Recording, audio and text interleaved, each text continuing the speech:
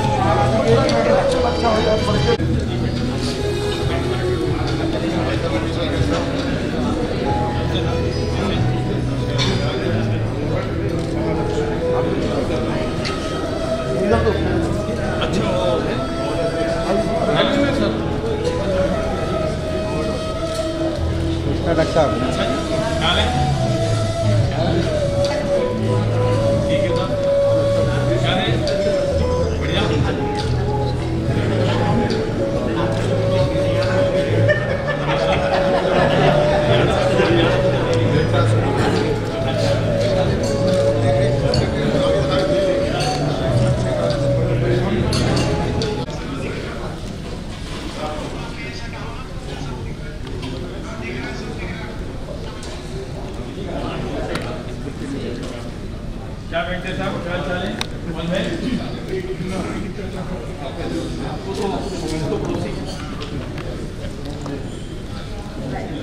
दीपक जी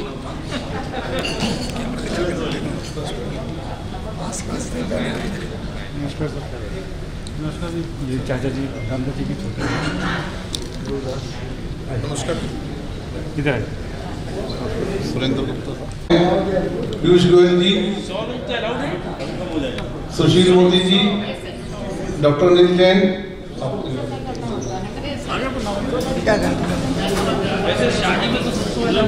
सभी बंधु से निवेदन अपनी अपनी सीट पर बैठ जाएं।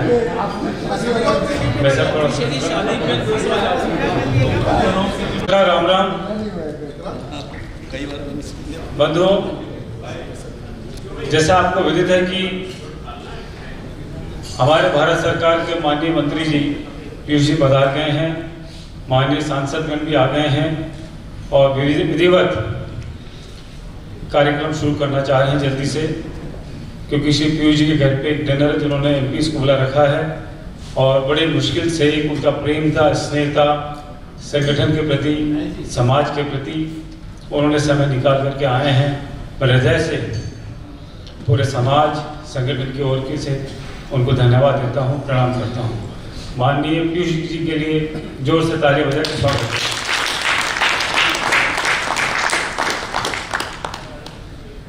माननीय सुशील मोदी जी बिहार से पधारे हैं, आपका बहुत बहुत स्वागत, सम्मान। रमा देवी जी बिहार से आई हैं, आपका बहुत बहुत स्वागत।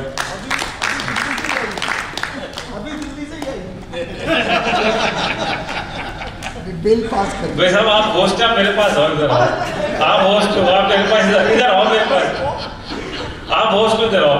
ठीक है, मैं प्रोटोकॉल के अंदर रह सकता हूँ, आप बहुत तोड़ सकते हैं। ये नहीं कहेंगे बिल पास, आप बिल पास करा के आइए। के रखा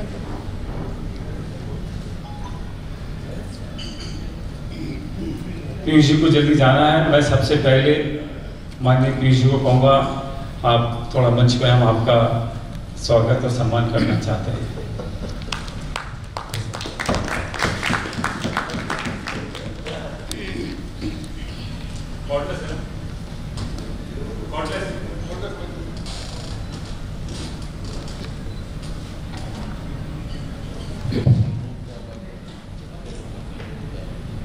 संस्था के हमारे जॉइंट सेक्रेटरी राजीव मित्तल जी, आसाम से आए हमारे अध्यक्ष सावरमल जी, आके पटका पहनाए। सावरमल जी उसको रहने दीजिए, बाद में करूँगा, उसको रहने दीजिए। विक्रम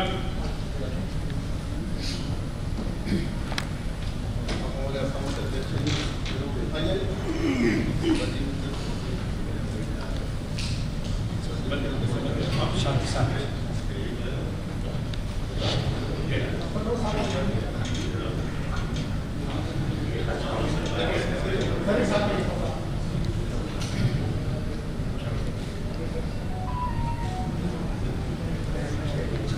मैं इन्वाइट करूंगा हमारे वर्किंग प्रेसिडेंट दुर्दास जी अग्रवाल और कैंट आरोप के हमारे चेयरमैन महेश जी गुप्ता, इमीडिएट पास प्रेसिडेंट। वो आसाम वाला था ना, आसाम वाले दिनों में से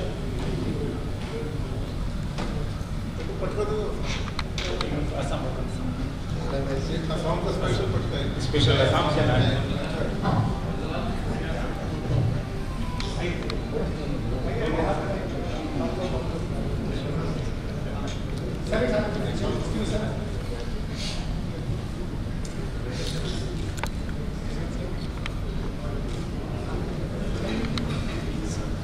सम्मान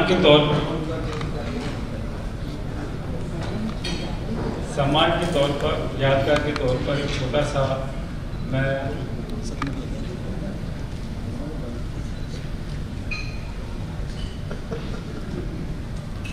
बिना समय नष्ट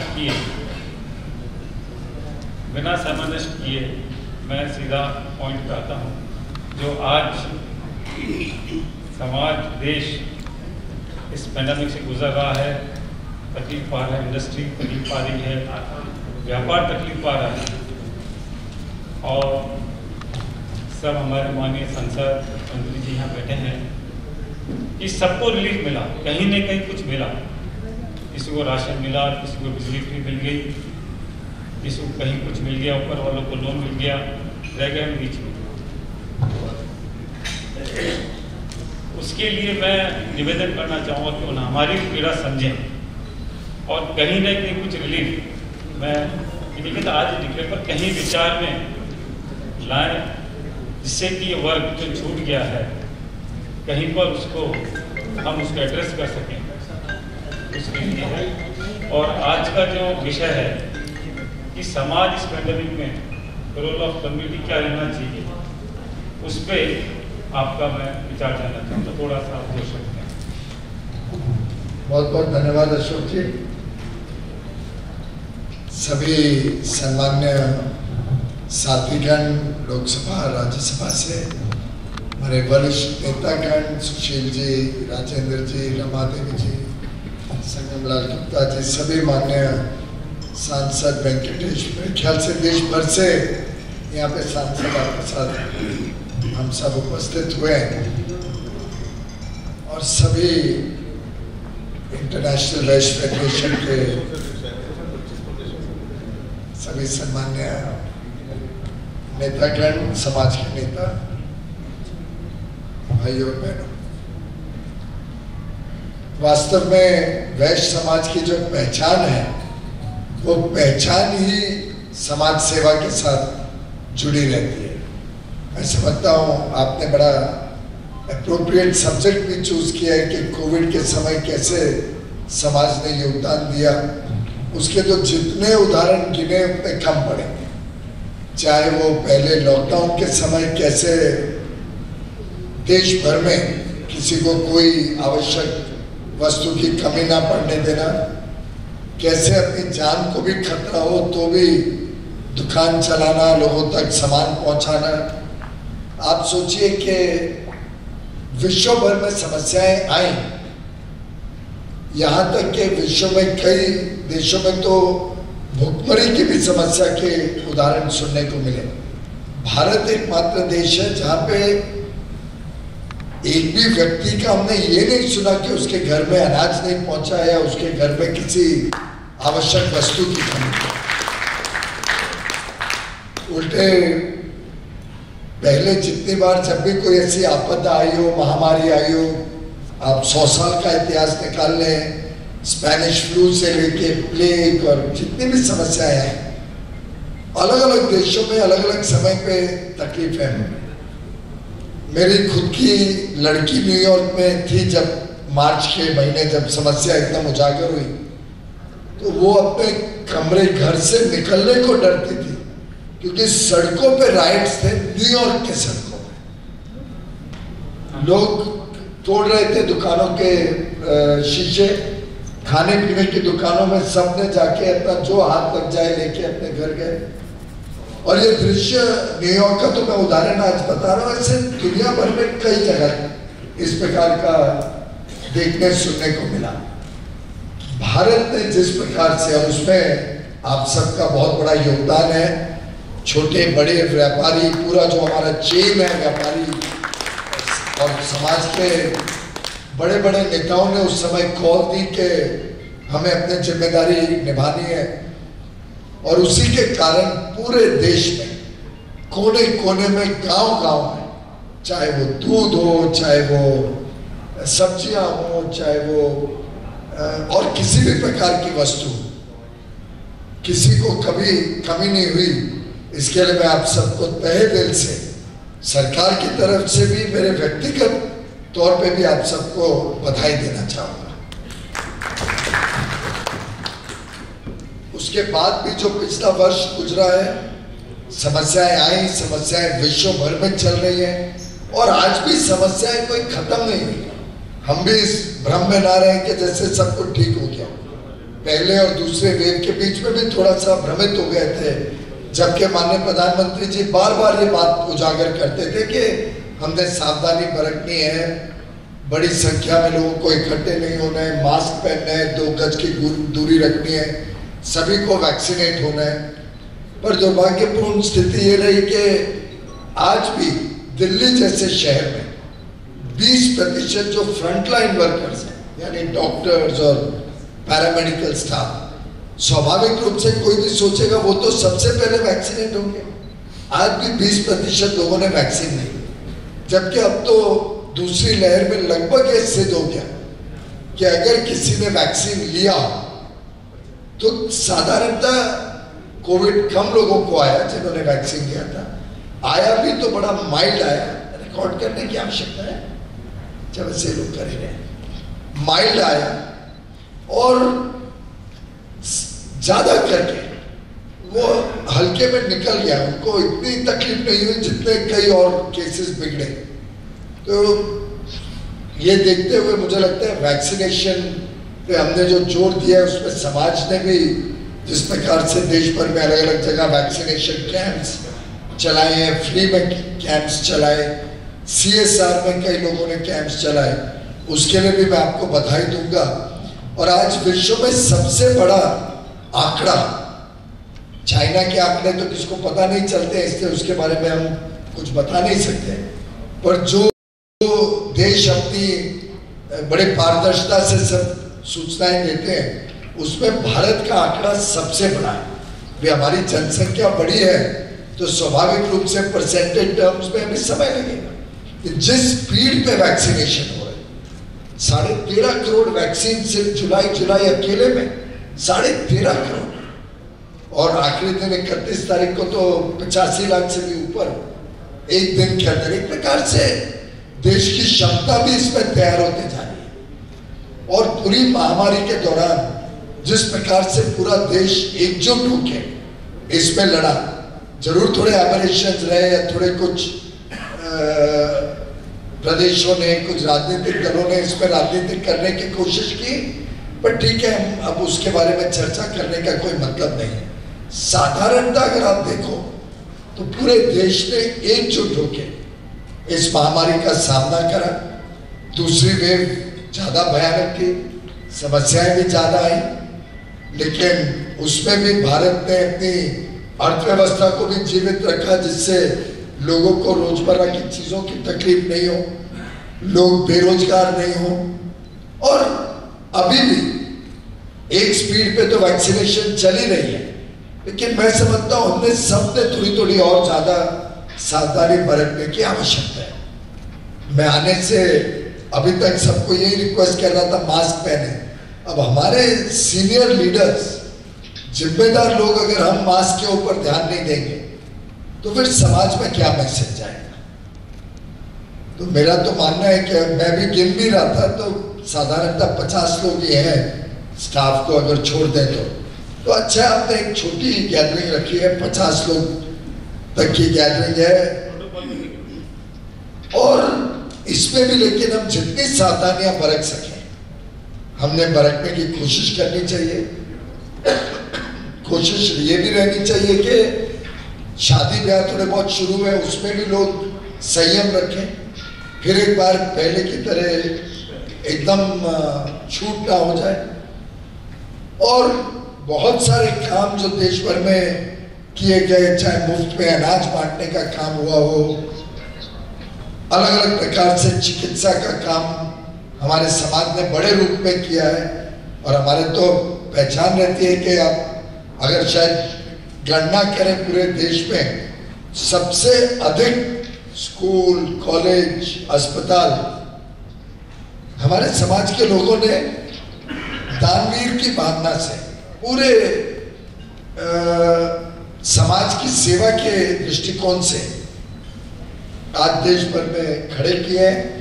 और ये हम सबके लिए गर्व की बात है कि हमारे पूर्वजों ने शुरू से इस चीज पे बल दिया कि हम कमाएंगे भी, लेकिन समाज को वापस भी देंगे। और आपके पिताजी तो, उनके साथ तो हमने बचपन से काम किया है। एक रामदास जी तो उसके एक उदाहरण रहे कि कैसे समाज के साथ जुड़ना, चाहे वो राजनीतिक क्षेत्र में रहे, बड़ा व्यापार किया, लेकिन समाज और सामाजिक काम को प्राथमिकता सदैव दी। आपकी बात मैंने नोट भी किया है। वैसे अलग अलग प्रकार से, चाहे वो क्रेडिट गारंटी स्कीम के माध्यम से लोगों को सुविधाएं मिले, अलग अलग चीज़ों में माननीय वित्त मंत्री जी ने बहुत सारे छूट भी अनाउंस किए अलग अलग समय पे। पर सिर्फ आज बड़े बड़े नेता इकट्ठे हुए हैं, अगर आप लोग कोई और विचार आप में से आते हैं, कोई और चीज़ जो करने से व्यापारी वर्ग को और आगे जल्द खड़े होने में, जल्द अपने इकोनॉमिक एक्टिविटी अर्थव्यवस्था को और सुधारने में सुविधा हो, तो जरूर आप थोड़े और सुझाव दीजिएगा। हम में से किसको भी दे सकते हैं, सुशील जी के माध्यम से ला सकते हैं, अनिल जी के माध्यम से ला सकते हैं, कोई भी 2-3 लोगों का शिष्टमंडल को तैयार करें, क्या करने से लाभ होगा। फिर हम अपने नेताओं से बात करेंगे, माननीय वित्त मंत्री जी से भी बात करके देखते हैं क्या और हो सकता है। लेकिन इतना जरूर आपको विश्वास दिलाना चाहूंगा कि माननीय प्रधानमंत्री जी और हमारा पूरा नेतृत्व पूरी तरीके से आपके काम का, आपके इस पूरे 1.5 वर्ष के बहुत कठिन समय का भी पूरी तरीके से संज्ञान लेता है। हर वक्त उनके मन में रहता है कि कैसे हम जल्द से जल्द अर्थव्यवस्था को सुधार करें, जिससे व्यापारी वर्ग का भी काम ठीक हो जाए। जहाँ जहाँ पे तकलीफ होती है उसमें हमारे को सबको, मंत्रियों को इंस्ट्रक्शन है कि फास्ट डिसीजन लेके रिजॉल्व करो लोगों की समस्याओं को। ज्वेलर्स की इशू बहुत टाइम से चल रही थी, मैंने स्वयं कई सारी मीटिंग्स दी और साधारणतः उसको सरल कर दिया एकदम। अभी भी कोई लोग आते हैं तो अभी भी मैं मिलता हूँ, समझता हूँ कुछ और सुधार की जरूरत है तो तैयार हूँ। ई कॉमर्स से कुछ मात्रा में हमारे व्यापार पे जो प्रॉब्लम आई है उसके लिए भी मैं लगातार काम कर रहा हूँ। मैंने नए ई कॉमर्स के कंज्यूमर प्रोटेक्शन एक्ट के गाइडलाइंस निकाले, उसमें चर्चा चल रही है कि कैसे हमारे छोटे व्यापारी, खुदरा व्यापार को संभाला जाए। ई कॉमर्स के प्रभाव में छोटा व्यापारी नहीं खत्म होना चाहिए। पूरी तरीके से ये सरकार आपके साथ खड़ी है, ये सरकार आपकी सरकार है और कभी भी हमारे द्वार 24 घंटे खुले हैं। मैं नहीं समझता हूँ चाहे महेश जी हो, चाहे आपने या कोई भी हमारे समाज के संगठन ने कभी समय मांगा हो या कोई विषय पे बात करनी चाहिए हो तो इस सरकार का कोई मंत्री कभी आपको ना नहीं बोलेगा। तो मैं सुधीर जी भी आ गए, हमारे राष्ट्रीय सह कोषाध्यक्ष भारतीय जनता पार्टी के और माननीय सांसद, ये सब इतने सारे दिग्गज नेता जब आपके पास हैं तो आपको तो जरा भी तकलीफ नहीं होनी चाहिए।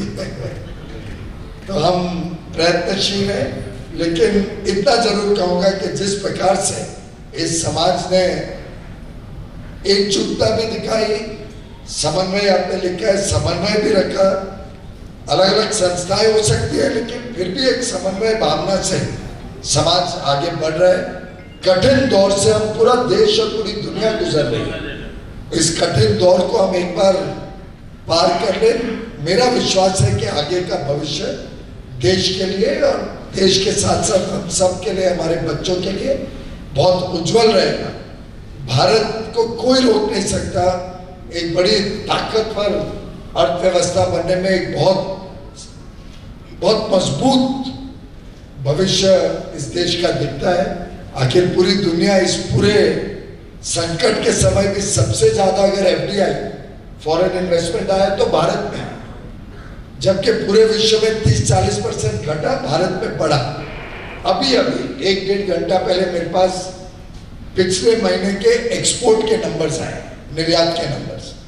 $35 बिलियन से ज्यादा निर्यात जुलाई महामारी के बीच में, और एक महीने में 35 बिलियन का निर्यात भारत के इतिहास में कभी नहीं, never in the history of India 35 billion. और नॉर्मली कभी कभी मार्च में धक्का मार के, हम सब जानते हैं व्यापारी, मार्च में ईयर एंड में हम धक्का मारते हैं, तो मार्च में भी अभी तक का हाईएस्ट 32 बिलियन था। हमने जुलाई में इस देश का, ये सब में आप सबका सहयोग है, आप सबका योगदान है, 35 बिलियन क्रॉस किया। और उसी को मद्देनजर रखते हुए माननीय प्रधानमंत्री जी ने $400 बिलियन का एक्सपोर्ट का टारगेट इस साल के लिए रखा है, जो कभी इतिहास में नहीं हुआ। पिछले 12 सालों का मैं देख रहा था, 250, पौने 300, 300 और एक वर्ष में $330 बिलियन तक गए। बस यहीं पे अटकी हुई है कहानी। अब इस साल अगर 400 कर लेते हैं, साथ में सर्विस सेक्टर बहुत अच्छा कर रहा है। सर्विसेज में तो महामारी के बीच भी हमने 97% of previous year last year कर लिया था। इस साल तो ग्रोथ होगा उसमें भी, मुझे विश्वास है। और ये सब चीजों का प्रभाव हम सब पे आएगा। स्पेंडिंग बढ़ेगी, खर्चा बढ़ेगा तो हम सबका व्यापार बढ़ेगा। तो हौसला और हिम्मत हमारे को बढ़ा के रखना है।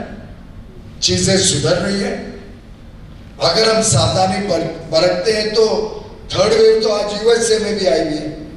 आपने देखे होंगे आंकड़े, यूएसए में 1 लाख का आंकड़ा हो गया, वो हमारे से 1/4 उनकी जनसंख्या है, पर मृत्यु नहीं हो रही है लोगों की, क्योंकि वैक्सीनेशन लोगों ने अधिक बड़े अच्छे रूप में लगा लिया। और जब डेटा स्टडी कर रहे हैं तो 1 लाख अधिकांश सदर्न यूएसए में है, जहां वैक्सीनेशन लोग लेने से हिचकिचा रहे।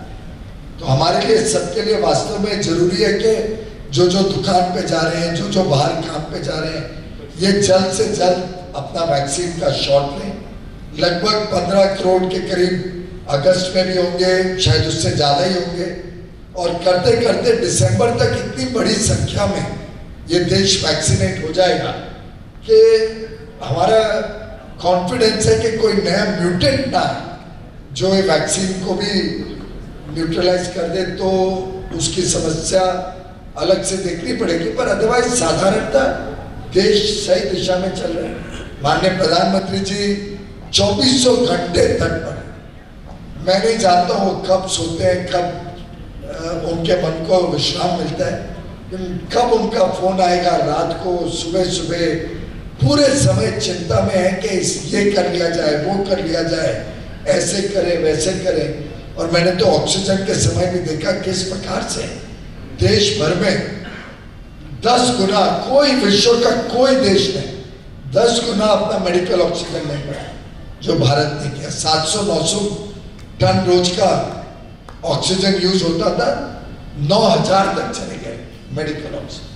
पर फिर भी पूरे देश में, आखिर आप सोचिए, लाखों लोग देश भर में ऑक्सीजन का इस्तेमाल कर रहे हैं। तो ऐसी परिस्थिति में कुछ लोगों ने उसमें भी राजनीति की, वो बड़ा दुर्भाग्यपूर्ण है। पर थ्रू आउट दैट पीरियड प्रधानमंत्री जी का नेतृत्व तो आगे दिखता था कि अभी एयरफोर्स से एम्प्टी कंटेनर्स भेजो, रेलवे से भर के लाओ, क्योंकि एरोप्लेन में भर के गैस नहीं ला सकते हैं। अलग अलग तरीके से प्रधानमंत्री जी दिन रात सोचते रहते थे और क्या करें जिससे फास्ट ट्रांसपोर्ट हो, प्रोडक्शन बढ़े, स्टील प्लांट्स की प्रोडक्शन स्टील की कम करके ऑक्सीजन बढ़ाओ, रिफाइनरी से बढ़ाओ। एकदम एक कोने से दूसरे कोने, यानी 2-2 किलोमीटर दूर ऑक्सीजन भेजा। जामनगर से लेके केरल, आप सोचिए कैसे घूम के जाना पड़ता है, क्योंकि घाट है बीच में, घाट में ट्रेन में नहीं जा सकता। अलग अलग तरीके से एक एक दिन के अंदर रैंप्स बन रहे हैं ट्रेन में कंटेनर्स को मूव करने के लिए। एयरफोर्स शिप्स, एयर नेवी की शिप्स लगा के विदेश से ऑक्सीजन लाया गया। तो प्रधानमंत्री जी ने, जिसको कहते हैं ना लीडिंग फ्रॉम द फ्रंट, उसका उदाहरण दिया। और वो भी हमारे समाज के लिए तो गौरव ही होना चाहिए।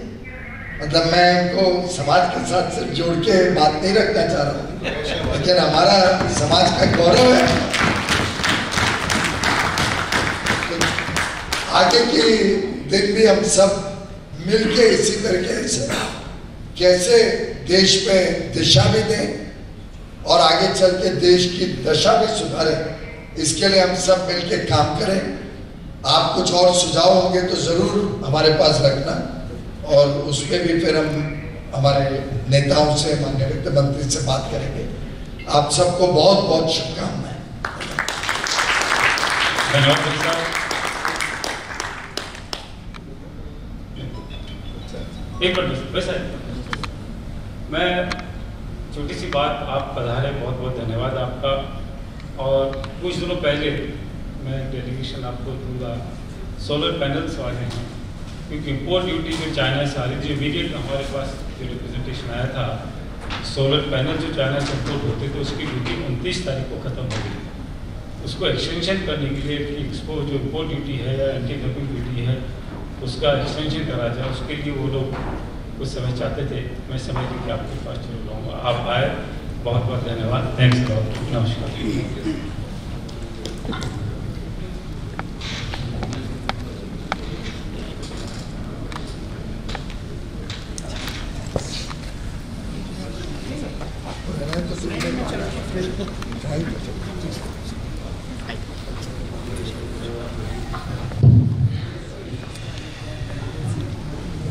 बैठिए, सब लोग बैठिए, सब लोग अपने अपने स्थान पे रहें। सबसे निवेदन अपने स्थान पे बैठे रहें। पवन जिंदल जी भी पधारे, उनका स्वागत है बहुत बहुत।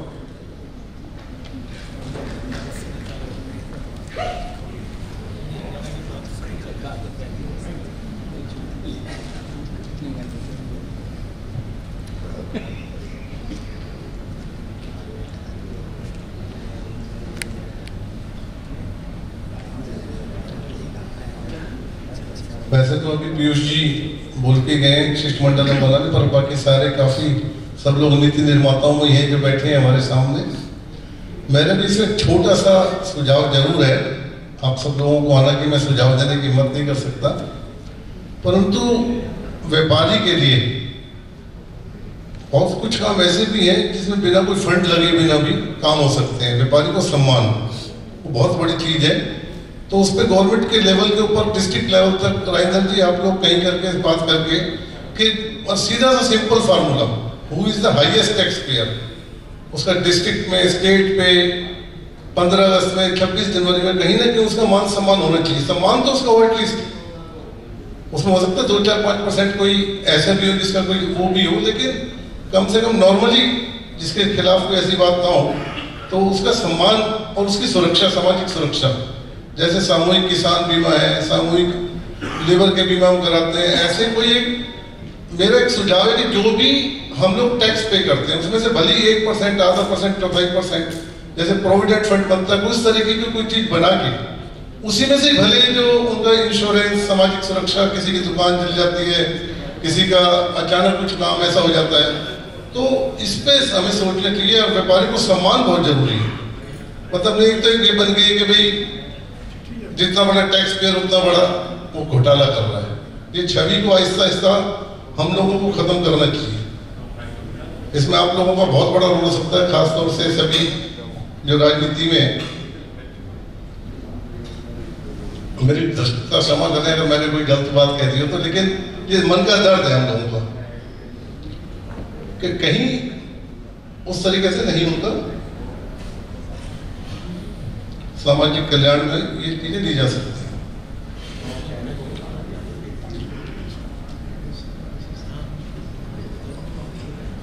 आज की हमारी मीटिंग भाई राजेंद्र अग्रवाल जी ने होस्ट किया, तो मैं चाहता हूँ आप आए सर, थोड़ा सा कुछ थोड़ा और प्रकाश डालें। आइए आइए राजेंद्र जी।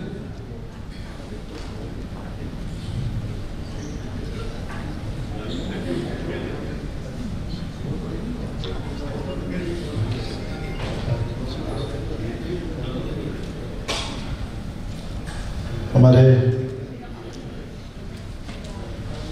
आदरणीय सुशील मोदी जी, डॉक्टर अनिल जैन जी, हमारे आदरणीय रमा जी, हमारे पिंटू जी और सभी यहाँ पर हमारे सुधीर जी, वेंकटेश जी ने, और एक बात हमारे स्पीकर महोदय पधारे हैं, उनका जरा कर्तव्य ध्वनि से स्वागत किया जाए।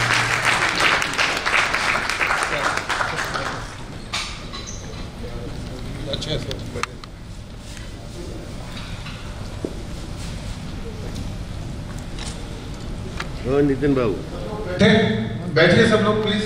वैश्य महासम्मेलन के सभी सम्माननीय पदाधिकारीगण, और अब तो इस कार्यक्रम की शोभा कई गुना बढ़ गई है। हमारे लोकसभा के सम्माननीय अध्यक्ष महोदय पधारे हैं। मैं कुछ विशेष नहीं कहना चाहता हूँ। अभी जिस बात का जिक्र सुरेंद्र जी कर रहे थे, मैं खाली इतना ही जरूर कहूँगा कि देश की आज़ादी के बाद से जो सरकारें आई उनका रुझान थोड़ा वामपंथी था, और वामपंथी रुझान के अंदर उद्यमी को, व्यवसायी को जिस नज़र से देखा जाता है, जहाँ तक मैं उदाहरण दिया करता हूँ बहुत बार, इस प्रकार का साहित्य भी रचा गया, इस प्रकार का रंगमंच भी इसी भाषा को बोलता था, और सिनेमा के अंदर भी सोखी लाला माने वो हमारा एक प्रतिनिधि बना दिया गया।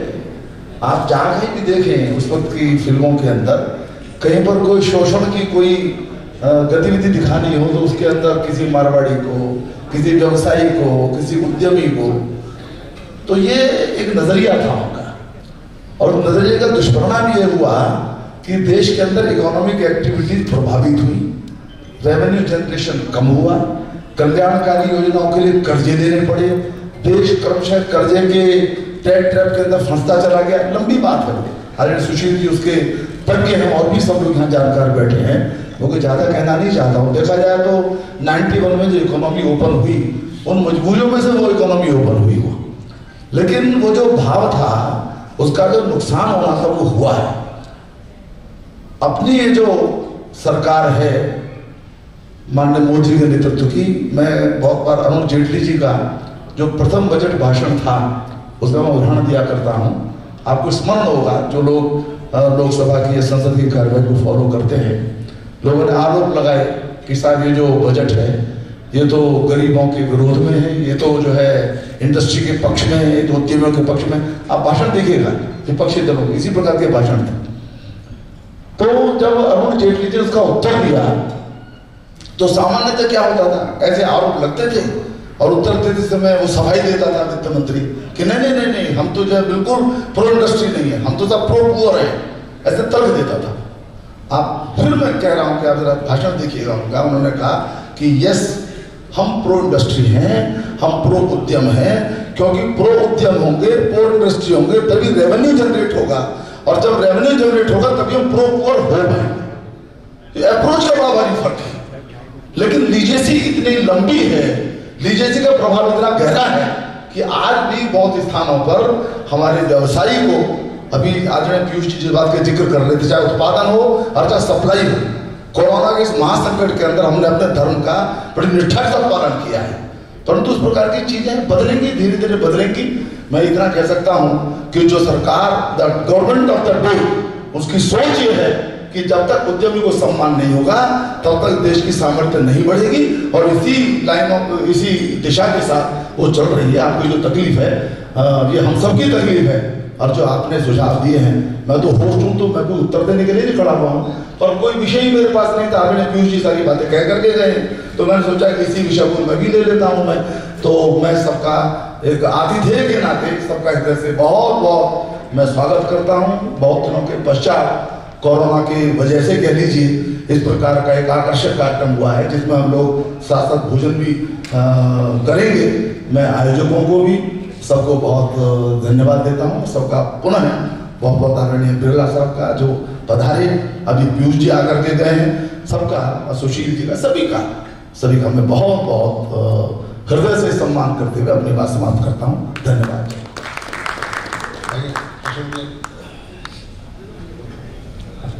अध्यक्ष जी हमारे अशोक जी।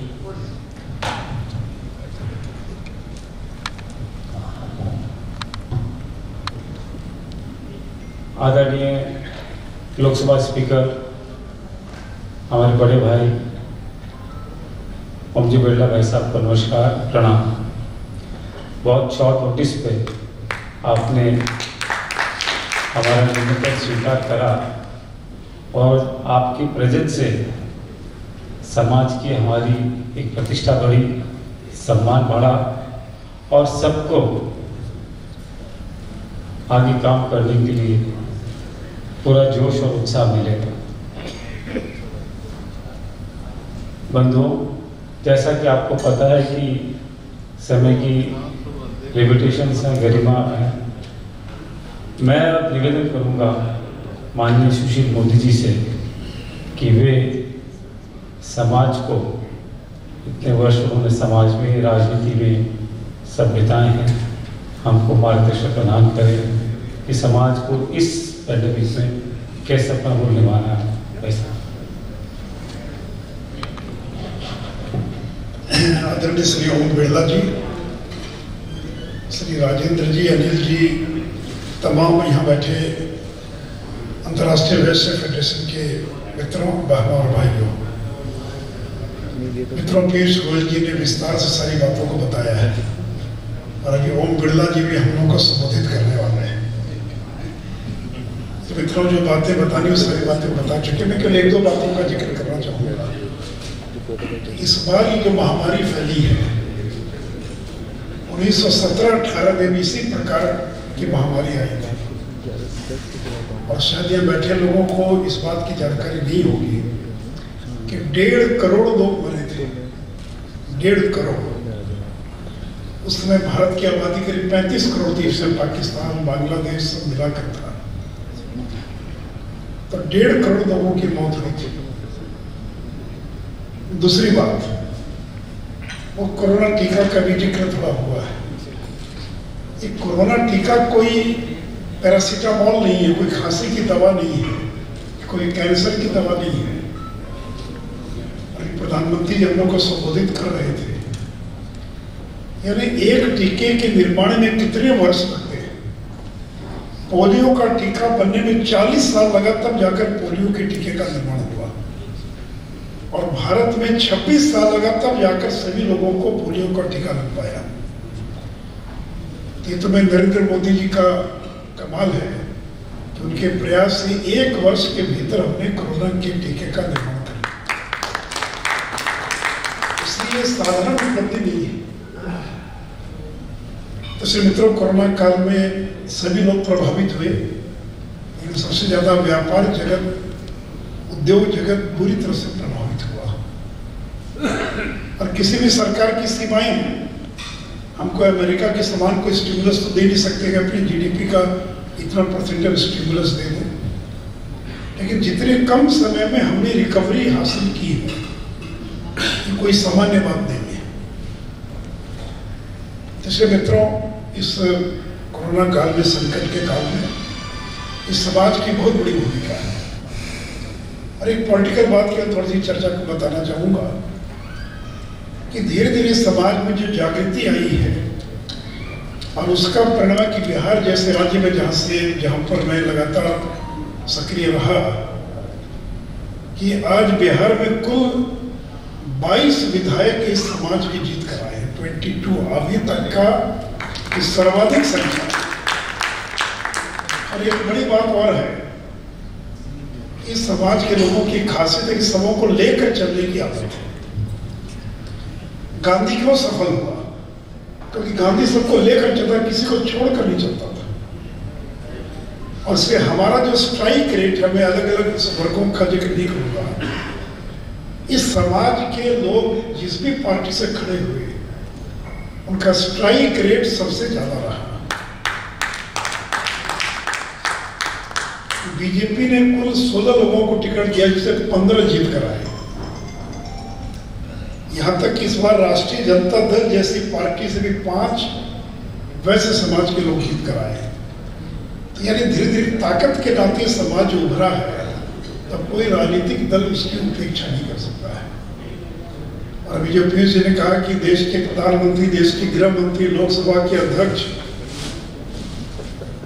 जिस समाज से आते हैं, और हम लोग तो बदनाम इसलिए रहे। आज भी सुबह एक टॉक में सुन रहा था टीवी पर, तो यही कह रहा था कि ये पार्टी तो बनियों की पार्टी है।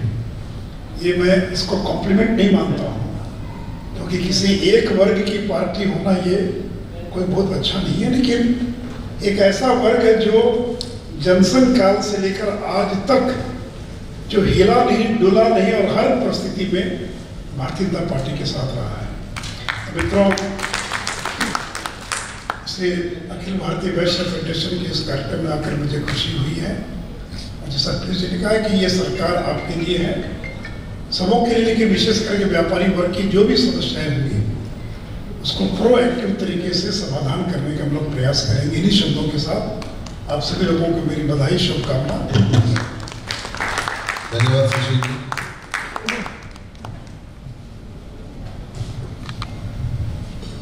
ऐसा बहुत बहुत धन्यवाद आपका। और मैं स्वागत करूँगा हमारे पवन जिंदल जी, हरियाणा से पधारे, गुड़गांव से हैं। वैसा बहुत बहुत श्री रूंगटा जी, एक्स चेयरमैन सेल पधारे, आपका भी बहुत स्वागत है। डार्सर लॉजिस्टिक्स के चेयरमैन के अग्रवाल जी, आपका भी स्वागत है। हमारे आज विशिष्ट अतिथियों में हैं। इसी कड़ी में आगे बढ़ते हुए, जैसा कि कहा मोदी जी ने, समाज में चेतना आई है, सब कुछ आई है। हमारे डॉक्टर अनिल जैन साहब यहाँ बैठे हैं, दिल्ली यूपी से संबंधित रखते हैं, राजेंद्र अग्रवाल जी यूपी से संबंधित रखते हैं, माननीय सांसद और जो यूपी से संबंधित रखते हैं। मेरा निवेदन ये है कि ये जो भावना जैसे कि बिहार में थी कि हमारे समाज के लोगों को कुछ शक्ति मिली, संख्या बढ़ी, वैसा ही कुछ आने वाले यूपी के इलेक्शन में भी हमारे समाज के लोगों को प्रायोरिटी मिले, जो आपके हाथ में है। और मैं निश्चय कहता हूँ पूरे देश से समाज उनको जिताने में लगेगा। और जरूर, जैसा आपने कहा, स्ट्राइक रेट बहुत अच्छी थी, और मैं श्योर करता हूँ उनकी स्ट्राइक रेट 100% रहेगी। मैं इन्वाइट करूँगा, आमंत्रित करूँगा डॉक्टर अनिल जैन जी से, वे अपना आशीर्वाद वचन दें।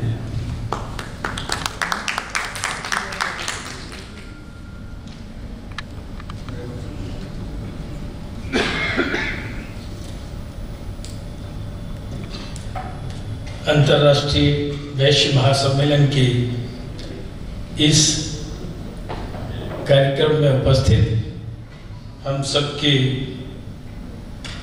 सम्मान पुरुष, लोकसभा के स्पीकर आदरणीय ओम बिरला जी, अभी हम सबको छोटे से भाषण में ही बातें लिखे गए, ऐसे समाज के और देश के भारतीय जनता पार्टी के वरिष्ठ नेता श्री सुशील मोदी जी, हमारे बड़े भाई बहुत समय से सांसद हैं श्री राजेंद्र अग्रवाल जी, महेश पोद्दार जी, माननीय पवन जिंदल जी हमारे प्रांत संघ चालक हैं हरियाणा से, और अंतर्राष्ट्रीय वैश्य महासम्मेलन के सभी बड़ी बहन और प्रखर और एग्रेसिव नेत्री रमा देवी जी एवं सभी अंतर्राष्ट्रीय वैश्य सम्मेलन के पदाधिकारीगण। आज 25 स्टेट्स के लोग यहाँ रिप्रेजेंट कर रहे हैं। ये गागर में आपने सागर भर दिया है क्योंकि संख्या कम है और रिप्रेजेंटेशन बड़ा है, प्रभावी ज्यादा होगा। जैसा कि माननीय सुशील जी ने, माननीय पीयूष जी ने अपनी बात रखते समय अपनी समाज की विशेषताओं के विषय में भी और समाज का पूरे बृहद समाज के लिए योगदान के विषय में भी अपनी बात रखी है। जब से हम लोगों ने होश संभाला है तब से हमने देखा है कि राजनीतिक दृष्टि से तो हमारी प्रतिबद्धता है ही, लेकिन सामाजिक दृष्टि से अपने समाज में बगैर गाए बजाए भी जितना समाज से लिया है उतना नहीं तो समाज को देने की बहुत कोशिश की है। हम युवकों की एक बैठक में ये हमेशा जिक्र करते हैं कि अगर किसी ने किसी से 10 रुपए उधार लिए और 10 रुपए दे दिए तो उसने कोई एहसान नहीं किया। 10 रुपए देकर देने वाले ने 10 रुपए दिए तो उसने एहसान किया था, लेकिन हमने 10 रुपए वापस किए तो हमने ठीक काम किया। यही स्थिति समाज की है। हम समाज से जितना लेते हैं उसका अगर उतना दे देते हैं तो हम एहसान नहीं करते, लेकिन आज समाज से लेते जितना है उसका 10% भी देते हैं तो बहुत गाते और बजाते हैं जैसे समाज के ऊपर एहसान किया है। लेकिन वैश्य समाज ने बहुत साइलेंटली काम किया और आज दुनिया में ये मिसाल है हिंदुस्तान की कि मोटा खाना मोटा पहनना लेकिन दान ज्यादा देना। देश में एक समय ऐसा था जब से हम लोग होश संभाला है कि धर्मशालाएं, प्याऊ, अस्पताल, विद्यालय, शिक्षा और स्वास्थ्य देने का बहुत बड़ा काम हमारे समाज ने किया है। और आज कोविड के समय में भी जहां जहां जैसी जैसी आवश्यकता पड़ी, अपने पास नहीं तो उधार मांगकर भी लोगों ने काम किए, उधार लेकर भंडारे चलाए। यहाँ दिल्ली में भी मैंने देखा कई जगह, संगम विहार में, देवली में, ऐसे जगह कई जगह लोगों ने ये काम किया कि जब तक हम जीवित हैं, खुद बचे रहे तो हम भंडारे चलाएंगे, लोगों को भूखा नहीं मरने देंगे, चाहे हमें घर बार बेचना पड़े। ऐसे उदाहरण हमारे समाज के लोगों ने। तो ये संस्कार जो हमें अपने पुरखों से मिले, अपने पूर्वजों से मिले, हमने उसको इस महामारी के समय पर निभाया। जैसा पीयूष जी ने बताया, अभी सुशील जी ने बताया कि पुराने समय पर जब भी महामारियां आई, बीमारी से मरने वाले लोग से ज्यादा भूखमरी से लोग बने, क्योंकि बीमारी से जब 1918-19 के स्पेनिश फ्लू में कुल मिलाकर 5 करोड़ लोग दुनिया से उनकी मृत्यु हुई और करीब करीब 1 से 1.5 करोड़ लोगों की मृत्यु भारतवर्ष में हुई। बीमारी से ज्यादा भूखमरी से मरे, चाहे प्लेग हो, चाहे ये महामारी हो, चाहे बीच में और भी महामारियां आई हो, भूखमरी से लोग ज्यादा मरे। लेकिन इस बार हमारे समाज के कारण से और उससे ज्यादा हमारे देश के प्रधानमंत्री के कुशल और सही समय पर सही मार्गदर्शन के कारण से लोग भूखमरी से नहीं मरे। समाज भी खड़ा हुआ, सरकार भी खड़ी हुई, हमारी संस्थाएं भी खड़ी हुई और हमने सही मायने में दुनिया को फर्स्ट वेव के बाद से दुनिया को ये सीख दी कि किस प्रकार से ऐसी महामारी में कम और सीमित संसाधनों के साथ लड़ा जा सकता है। भारतवर्ष के संसाधन स्वास्थ्य के विषय में मुझे लगता है कि 100वें नंबर पर थे। और उसके बावजूद भी हमारे समाज ने, हमारी सरकार ने इस प्रकार की लड़ाई लड़ी कि हम दुनिया की अव्वल दर्जे की लड़ाई, दुनिया की जितनी भी रेटिंग एजेंसीज थी सबने इस लड़ाई को दुनिया की अव्वल दर्जे की लड़ाई कहा। ये हमारे पूरे भारतीय समाज की ताकत कही जा सकती है। और इसी कड़ी में जैसे वैक्सीन के बाद भी मैं डॉक्टर हूं, तो मैं एक बार जरूर ये बात सब जगह पिछले साल से कहता आ रहा हूं कि कोविड की लड़ाई को लड़ने के लिए सबसे ज्यादा प्रभावी और अंतिम शस्त्र वैक्सीनेशन है। इसलिए हम सब जहां जहां हैं वैक्सीनेशन में अपना योगदान जरूर दें, अवेयरनेस कराने में, लगवाने में, लोगों को मोटिवेट करने में, क्योंकि वैक्सीनेशन और कोविड एप्रोप्रिएट बिहेवियर दो ही चीज हमको बचा सकती है। कोई दवाई अभी तक फुल प्रूफ इजाद नहीं हुई है, डॉक्टर लोग भी अभी इसको समझने की कोशिश कर रहे हैं।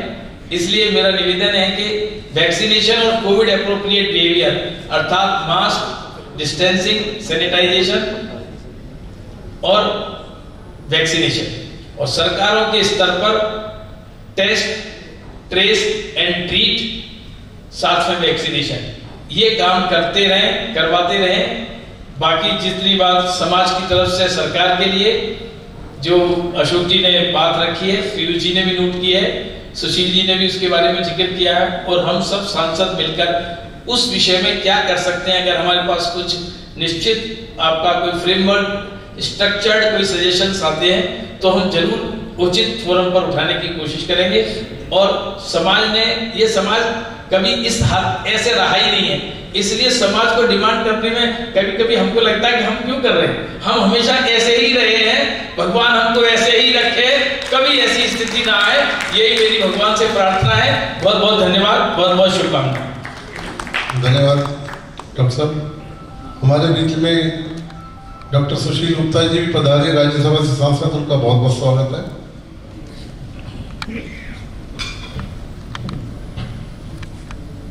डॉक्टर साहब, आपने बहुत सही कहा है कि वैश्य समाज की डीएनए में देना ही है, ऐसा नहीं है।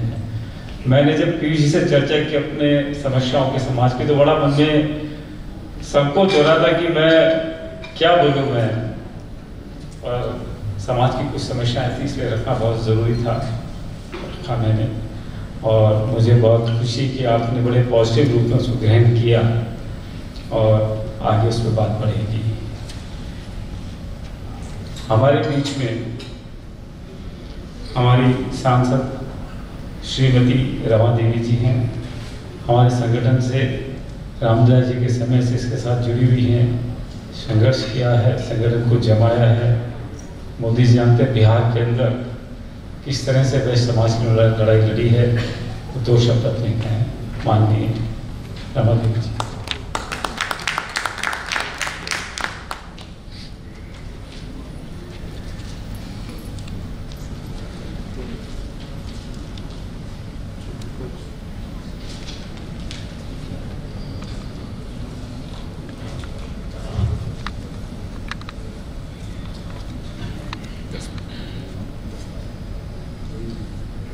आज अंतर्राष्ट्रीय जो समाज हमारे उपस्थित हैं, उसमें हम लोग अपने विचार रखने के लिए और विचार सुनने के लिए मैं आई हूँ।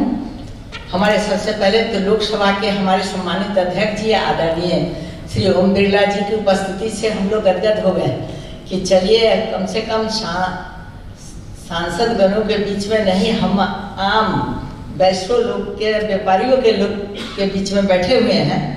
और हमारे आदरणीय सुशील मोदी जी उपस्थित हैं, हमारे आदरणीय डॉक्टर अनिल जैन जी, आदरणीय श्री राजेंद्र अग्रवाल जी, आदरणीय सुधीर गुप्ता जी, सुशील गुप्ता जी, श्री सुनील गुप्ता जी और सुनील कुमार पिंटू जी, महासम्मेलन के आयोजक श्री अशोक अग्रवाल जी, महासम्मेलन के नेतागण सुरेंद्र गुप्ता जी, सुभाष गुप्ता जी, श्री पवन जिंदल जी और महासम्मेलन के प्रदेश के अध्यक्ष पदाधिकारी एवं समाज के सभी वर्ग के लोगों को मैं हार्दिक स्वागत करती हूँ।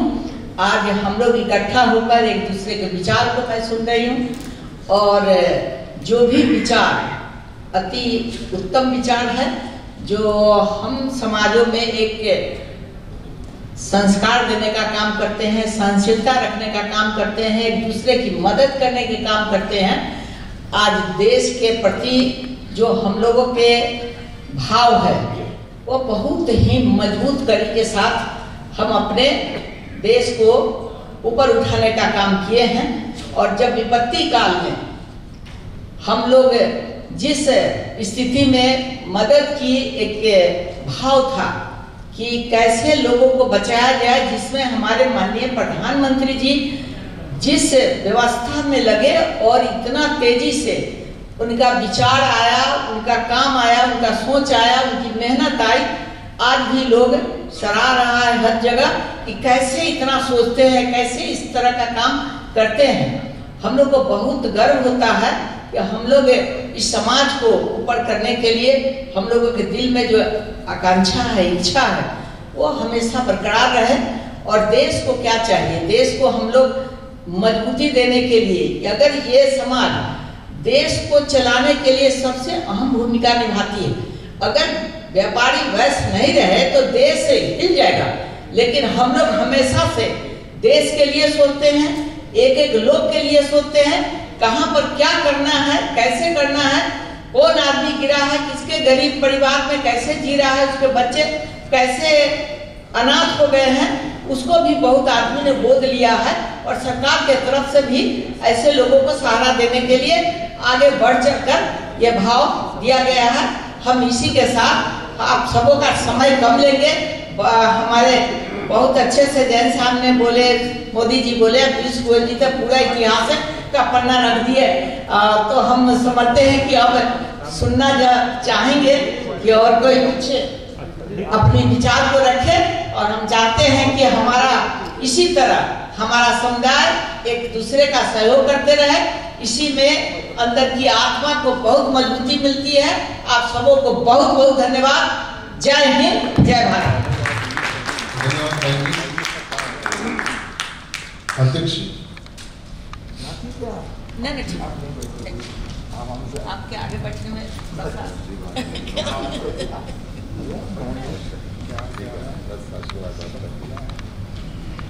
आपको कंट्रोल करते देखो। धन्यवाद बहन जी, रमा देवी जी। आपने जो समाज की सबकी बात कही, वो आप ग्रास रूट से 30 वर्षों से जुड़े हुए हैं, वो आपके मन के भाव थे। मंजूर महामहिम स्पीकर साहब का आगे अपॉइंटमेंट उनको जाना है और मेरी इच्छा थी कि हमारे जो माननीय सांसद सब पधारे हैं, कुछ अपने विचार रखें।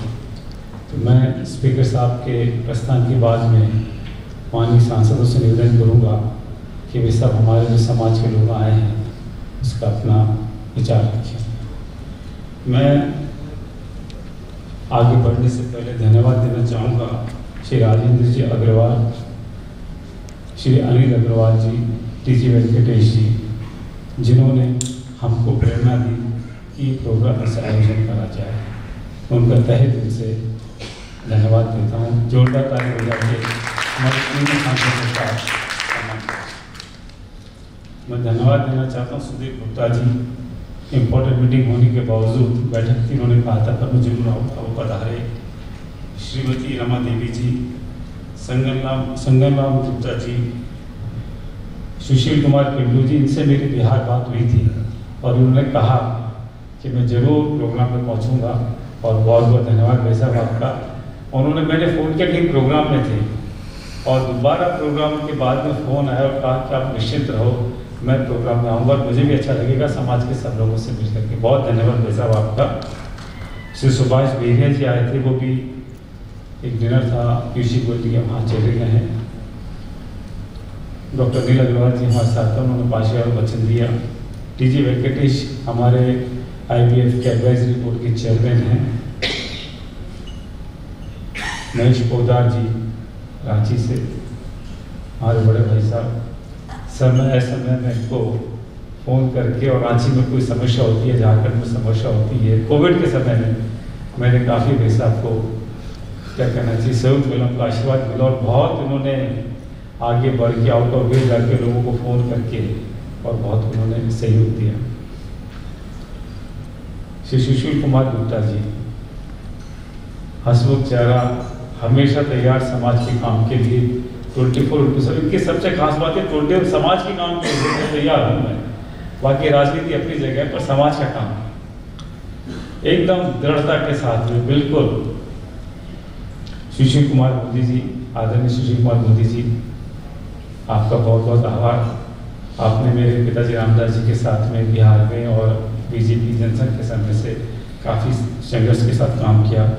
नरेश बंसल जी, वो भी शायद मीटिंग में चले गए हैं, उन सबका बहुत स्वागत है। समय की गरिमा रखते हुए और समाज के सब लोगों की इच्छा है, महामहिम और बिरला जी स्पीकर लोकसभा आए हैं, वो प्रस्थान करें उससे पहले उनको सम्मान करके हम सम्मानित होना चाहते हैं। मैं निवेदन करूंगा माननीय श्री ओम बिरला जी से वो मंच में सामने आए, जिससे कि हम लोग उनका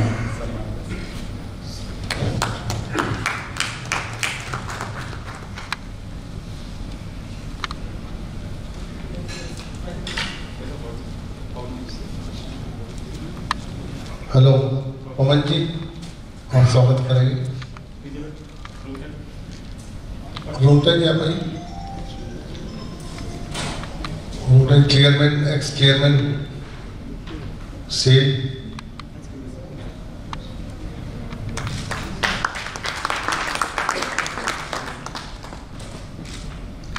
आसाम से विशेष हमारा वो लिखे हैं पटका सामरवल जी,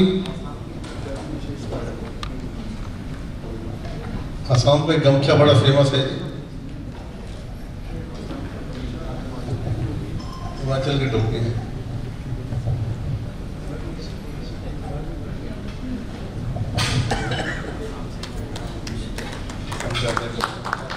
फोटो हो जाएगा।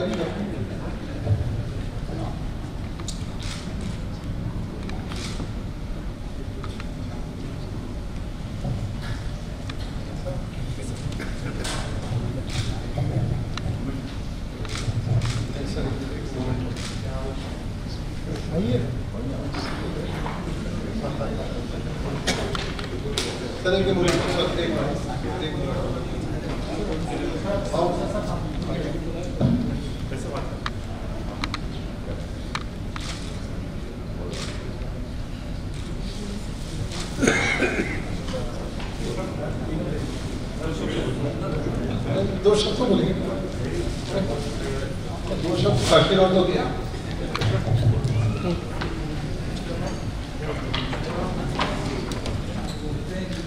शांति का आशीर्वाद दी बिल्कुल। अरे साहब,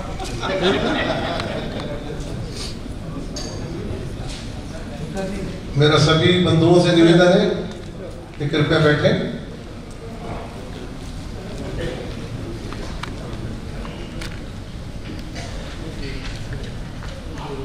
और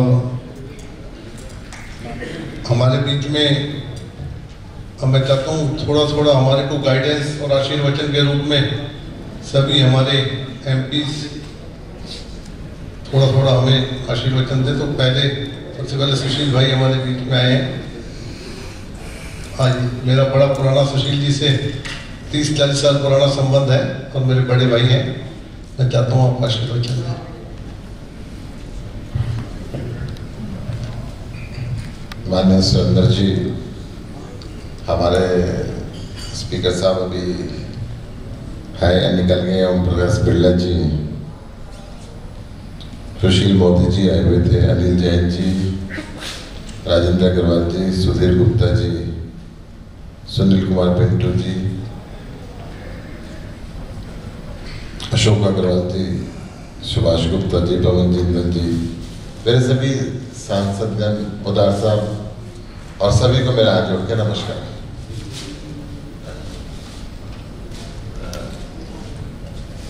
मैं एक बात बता दूं जी, मैं पहले वैश्य हूं, बाद में सांसद हूं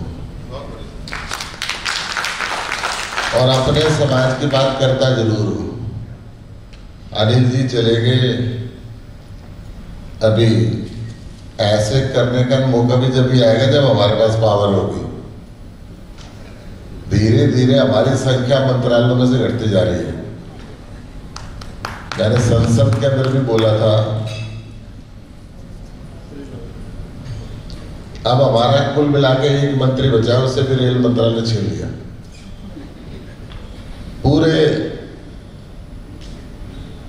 देश ने रेल मंत्रालय की तारीफ की। किस लिए छीन लिया? डॉक्टर हर्षवर्धन वैश्य थे, डॉक्टर थे,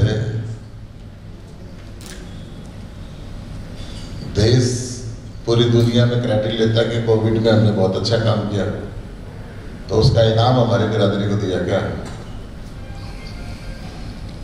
थोड़ा सा बोलना पड़ेगा सभी को। मैं ये कह रहा हूँ, बिना रोए तो माँ भी दूध नहीं पिलाती। मेरे पड़ोस में हरियाणा एक भी मंत्री नहीं है मरियों का। सारा अग्रवाल वहां से निकले।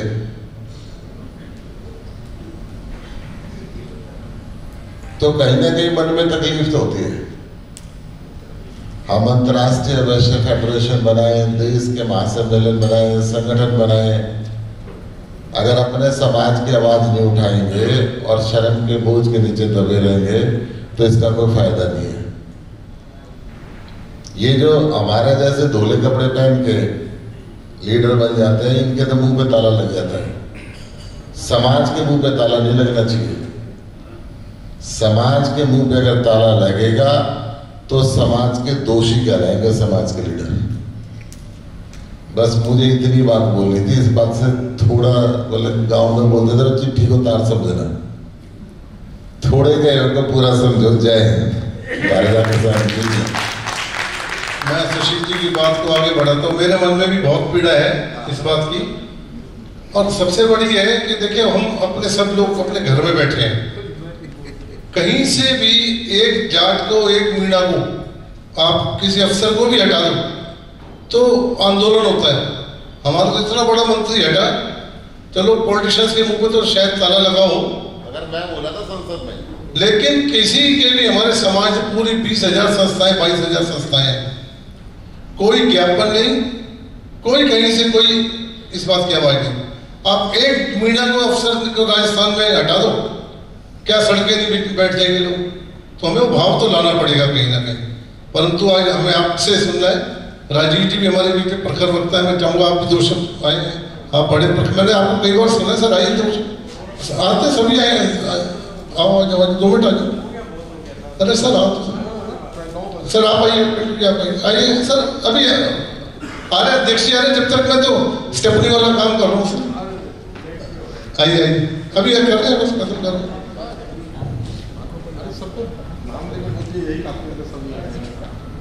चलिए आगे अध्यक्ष जी, आप लेट हो रहे, सम्मान कर रहे।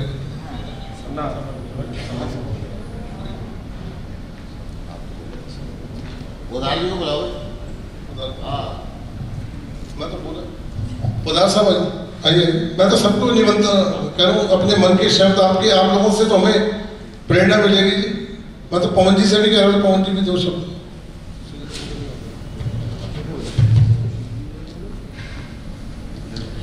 समय कम है, इसलिए मैं सीधे अपने वक्तव्य पे आता हूँ। अंतर्राष्ट्रीय वैश्य महासम्मेलन में जमा हुए बंधुगण, मैं सुशील भाई की बात पे चर्चा नहीं करना चाहता। सदन में हम दोनों एक दूसरे के आमने सामने बैठते हैं।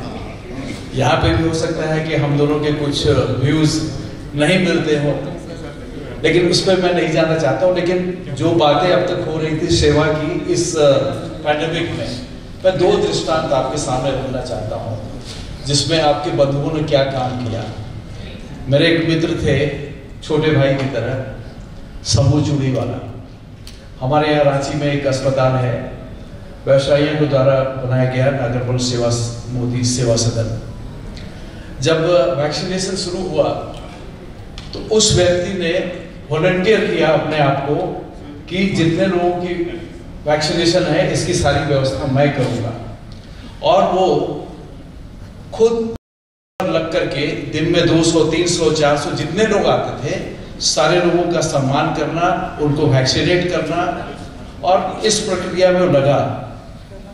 दुर्भाग्य है कि करीब 15-20 दिन के बाद में उसको कोविड हो गया, खुद को कोविड हो गया और वो बच नहीं पाया।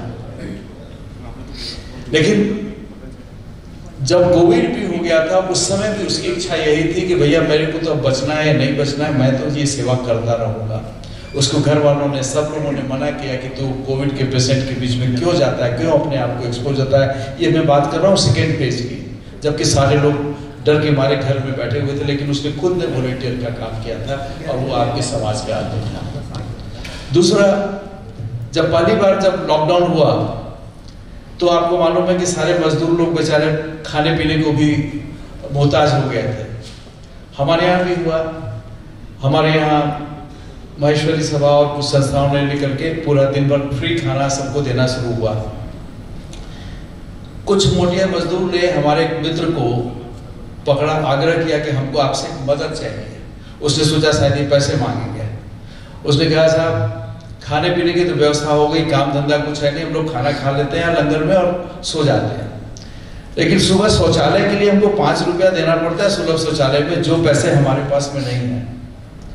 उसने मुझे फोन किया, मैंने अपने मेयर साहब को फोन किया और दूसरे दिन से ही वो सुलभ शौचालय फ्री हो गया। और वो मेयर आपका बंधु संजीव विजयवर्गीय है।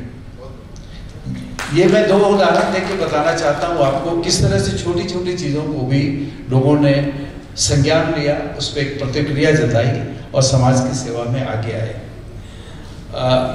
इससे अधिक मैं क्या कहूँ, राजनीतिक मुद्दे पे मैं बोलना नहीं चाहता, लेकिन हाँ इतना जरूर है कि समाज का जो एक राजनीति का जो क्षेत्र है, जैसे व्यवसाय में आप इन्वेस्ट करते हो अपना समय पैसा, तो कुछ रिटर्न की अपेक्षा करते हो और कुछ निश्चित रिटर्न की अपेक्षा करते हैं। लेकिन राजनीति का एक क्षेत्र, राजेंद्र अग्रवाल जी जैसे बहुत अनुभवी लोग हैं, मैं मान के चलता हूं कि this is something a profession which जिसमें कोई भी रिटर्न की कोई भी संभावना नहीं है। मिल गया तो बहुत है, नहीं मिला तो जयराम जी की। अगर हिम्मत है तो इसमें आइए अथवा इससे दूर रहिए। धन्यवाद।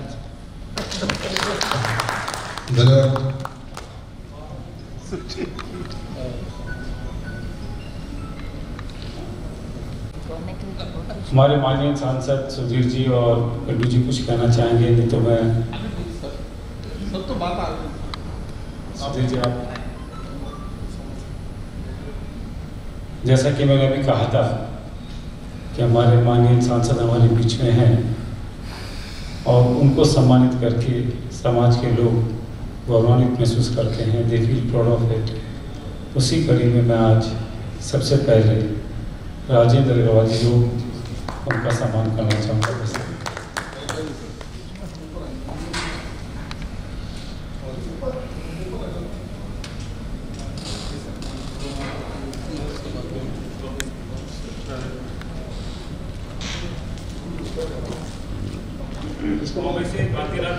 कांतिलाल मेहता जी,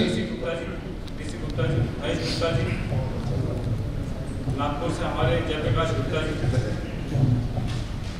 जयप्रकाश गुप्ता जी चले।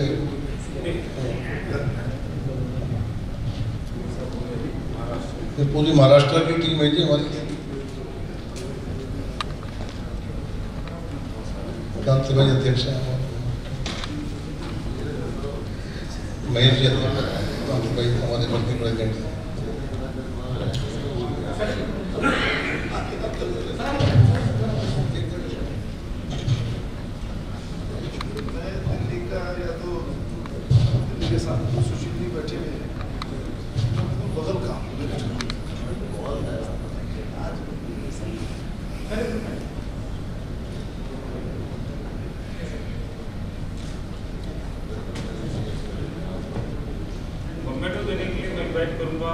बिहार के अध्यक्ष डॉक्टर जगन्नाथ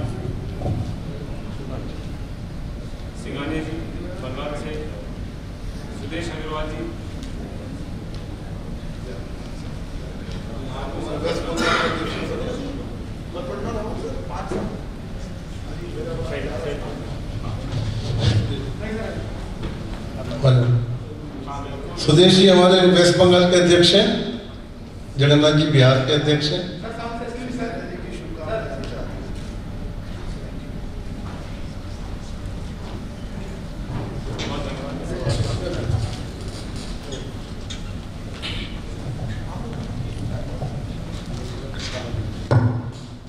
रमा देवी जी से प्रार्थना के वो आइए, आपका सम्मान कराते हैं। राजस्थान की टीम सारी, मेरा निवेदन है कि राजस्थान के डॉक्टर एस अग्रवाल, ध्रुवदास जी, गोपाल गुप्ता जी, राजस्थान की पूरी टीम आ जाए। वैसे भी आज आपने मेडल जीता है, रिलीफ फंड में राजस्थान नंबर 1 आया हमारा कंट्रीब्यूशन में।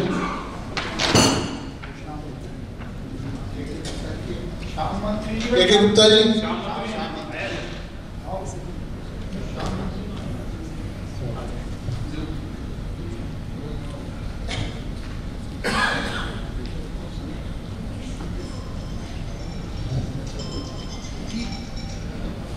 आज अपन जब मैनेजमेंट कमेटी की मीटिंग हो रही थी तो उसमें डिस्कस था, राजस्थान ने सबसे ज्यादा कंट्रीब्यूशन किया है जी, जो हमारा रिलीफ फंड हमने इकट्ठा किया था उसके अंदर। और अमृतलाल अजय भाई नहीं, अजय भाई का आप आ जाओ, दुर्गोधन जी आप हरियाणा से रिप्रेजेंट कर रहे हो।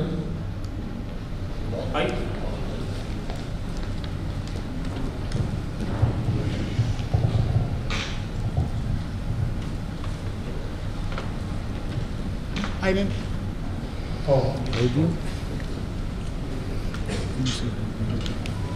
यस सर, क्या sweet ma'am one more. Amritlal ji ने अपना ग्रीन भारत का हमारा एक चालू करा है प्रोग्राम, जैसे 5 लाख पेड़ इन्होंने लगाने का पूरा प्रॉमिस करवाया।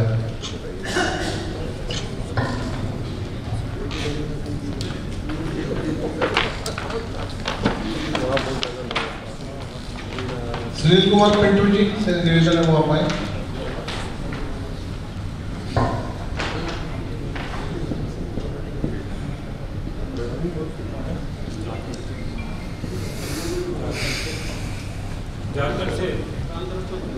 झारखंड से रामदास जी,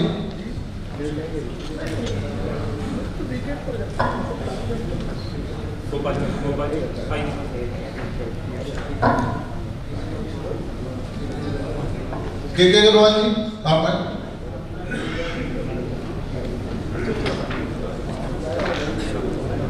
आइए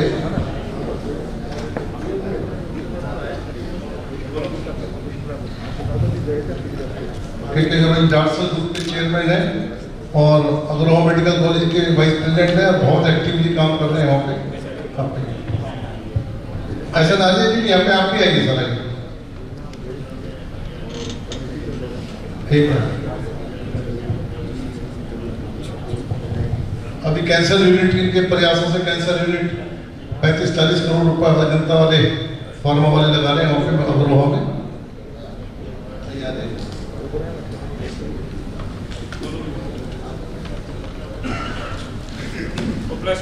Excuse sir, please one group picture sir. Please close sir. Sir. Picture. Yes sir, look at camera. Thank you sir. Dr. Ram ji.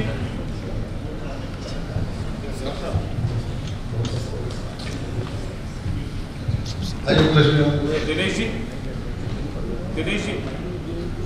Dinesh ji हम हमारे भैया क्वेश्चन अध्यक्ष तो आपके ट्रेजर साहब, बिल तो आपसे ही पास करवाना है। आइए सर, आप हमारे आंध्र के अध्यक्ष हैं, आप हमारे working president Kumar Srinivas.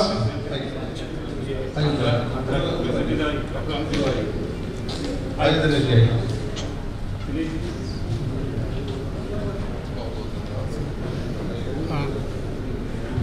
Sir आप, yes sir, yes ready, thank you sir. Ready अरे रेडी होती तो लेडी सुनाई डैडी। सुदेव गुप्ता जी, पानी प्रकाश, एसएमसी से महेश गुप्ता जी, हमारे आज अध्यक्ष पार्टी का बेंगलोर से आए विपिन जी। कौन सी पार्टी पर? कौन सी पार्टी? विपिन राम अग्रवाल जी आपके साथ मित्तल जी आए। रवि कुमार जी।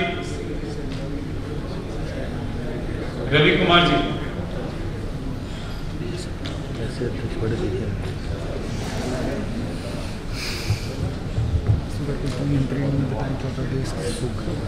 सुगर में रिकॉर्ड हो गया जरा।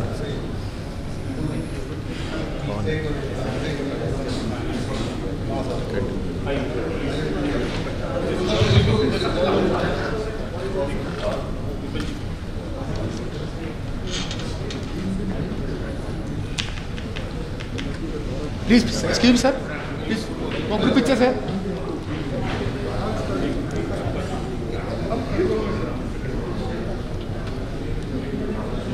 Sir, थोड़ा सा आगे आना, sir. Thank you, sir. Yes, sir. Yes, ready. Thank you, sir. बंधुओं, जैसा कि आपको पता है कि इंटरनेशनल वेस्ट फेडरेशन में अलग अलग अपनी मेंबरशिप्स हैं। आज मित्तल जी ने हमारी नई सदस्य की है और वो प्रमोटर मेंबर बने हैं। मैं पिंटू जी से निवेदन करूँगा उनको सम्मानित करें, सुधीर कुमार जी से उनको सम्मानित करें। आइए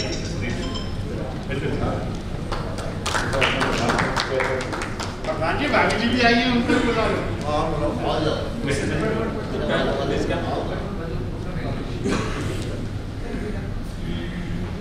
नारी शक्ति के बिना तो कुछ हो ही नहीं सकता। इन्हीं के सपोर्ट की वजह से आज हम ये हैं।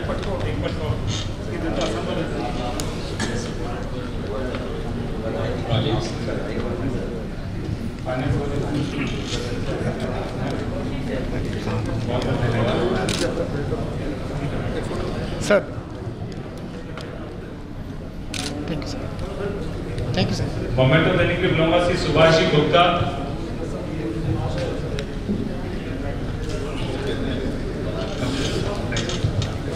सुभाष जी गुप्ता।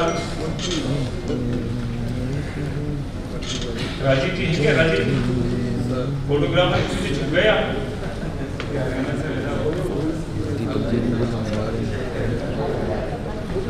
आई sir. Yes sir. Sir, thank you sir.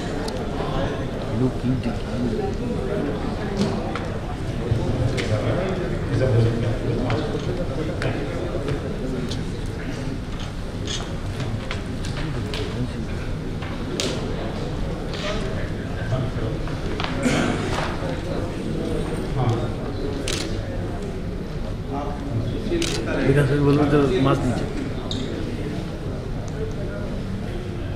Sushil ji भाई साहब, मैं निवेदन करूंगा आप मंच पे आए। सुभाष जी गुप्ता आपके पुराने सहयोगी हॉस्पिटल से साथ साथ काम करते आ रहे हैं, वो आप पटका पहनाएंगे। सुभाष जी गुप्ता हमारे नए पैटर्न मेंबर बने, आप दोनों आए प्लीज। लक्ष्मी नारायण जी और खंडेलवाल जी सर, थोड़ा सेंटर करो। अपने दोनों नए पैटर्न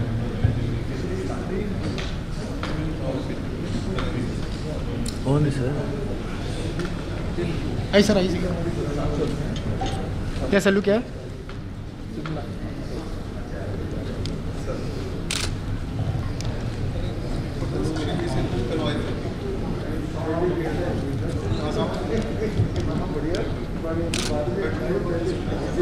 हाँ,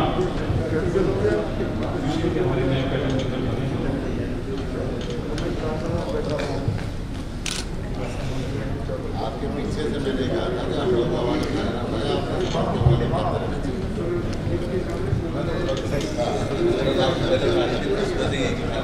हमारे असम के अध्यक्ष साबरमती ने भी पैटर्न मेंबर बनने की सहमति दी। आप मंच पर आए। साबरमती असम वाले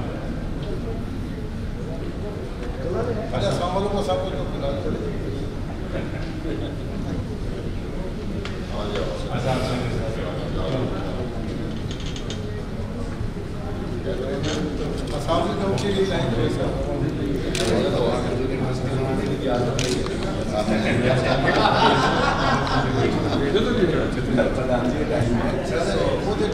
चतुर्भुज अग्रवाल, चतुर्भुज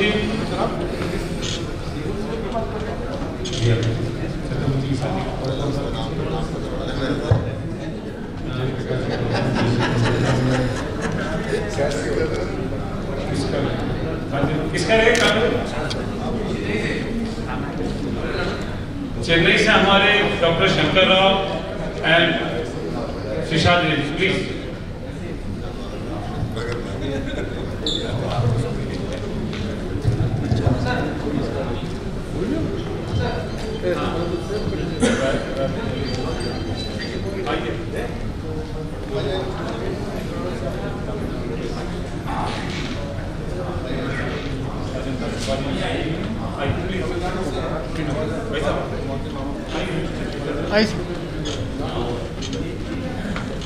Yes, sir.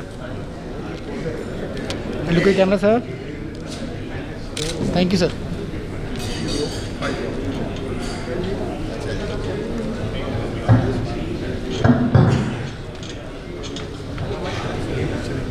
माननीय पवन चंद्र जी हमारे बीच में आए। वैसा वैसा आप हमारे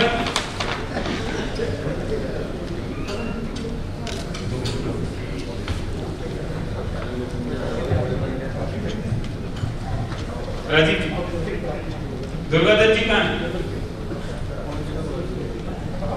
सभी कर सारे ग्रुप में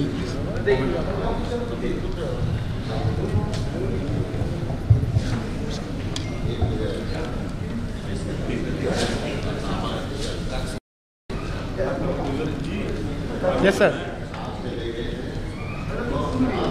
thank you sir.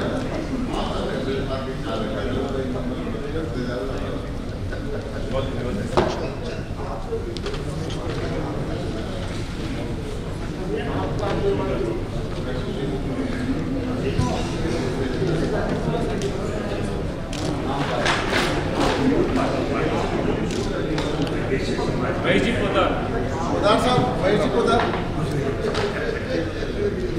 Leh Ladakh से राजेंद्र खंडेलवाल जी आए।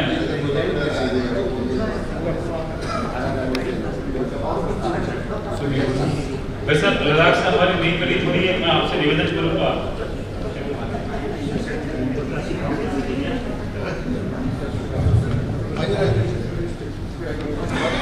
लद्दाख के अध्यक्ष हैं, अभी नई टीम बनी है। बहुत बढ़िया खंडेलवाल जी। अपने वैसे लद्दाख से लेकर कोचिंग तक अच्छा लगा मेरे अशोक जी, आपने सब जिम्मेदारी भोजन ग्रहण करें। Please kindly join us for the session.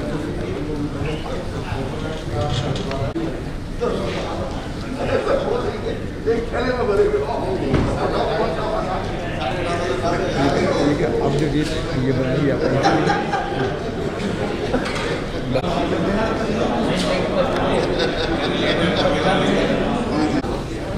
अच्छा सामने अरे वहीं ठीक है भाई, चलो चलिए। अच्छा वो आसाम वाला गमछा, आसाम वाला कहाँ भाई? वो तो विशेष बात है। विपिन जी, हाँ अरे आप विकल जी, राजेंद्र जी खंडेलवाल आओ इधर। अरे ठीक है, मेरी लद्दाख के हमारे नए अध्यक्ष नई कड़ी थी लद्दाख के। हाँ लद्दाख बनी है। मैं भी 15 दिन पहले गया था, मैं लद्दाख मैंने इनको पूछा, बोले जयपुर में तो वक्त क्या आपका कार्यक्रम मिला था ना, उस वक्त मैं लद्दाख जा रहा हूँ अपने जी भैया।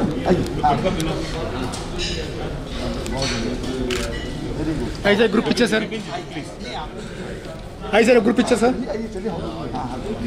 Yes sir, thank you sir.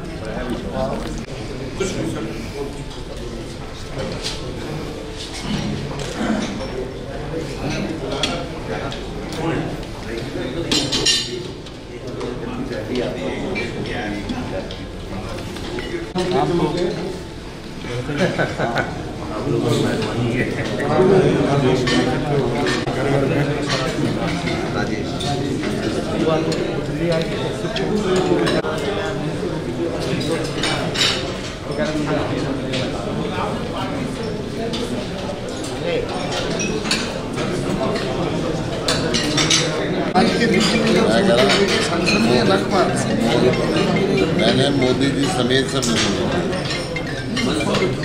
जब हम लोग अपने समाज